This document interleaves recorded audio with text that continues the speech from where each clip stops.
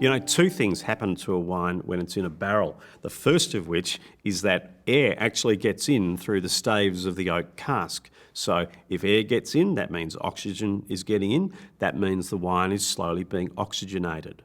And this is an oxidative kind of maturation. So while a wine is in a barrel, it's maturing. And that really means that the young wine is then perhaps building flavour, building richness and roundness, and becoming softer and more complex as it ages. So that's one effect of keeping a wine in a barrel.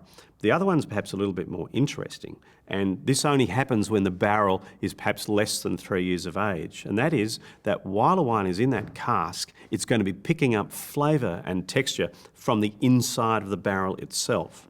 So you can imagine with a brand new barrel, it's got this really fresh, exposed sort of surface that will have perhaps a bit of charriness to it where the staves of the barrel were sealed together by the cooper. There's some real toast and smoky character to be derived from that.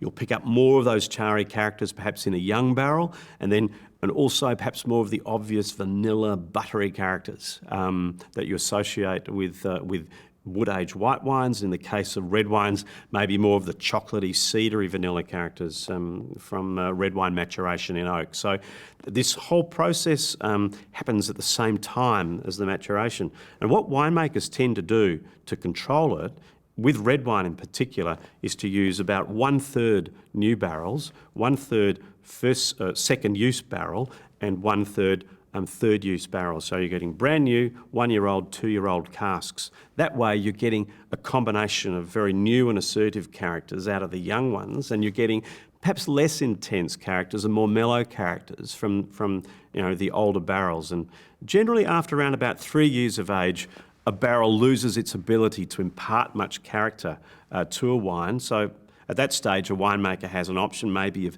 having the barrel taken apart and sort of shaved out and then reassembled, in which case they can get a couple more years of sort of newness from it, or else out it goes and it turns into a flower pot once it's cut in half. But once again, remember that there are two things that happen when wine is in an oak cask. One is that maturation and ageing, another one is a real flavour pickup. And it's up to the winemaker, either himself or herself, to determine when that ideal balance has occurred between the amount of character and flavour extracted from the oak cask, so to make sure that it doesn't overshadow the qualities of the fruit in the finished wine.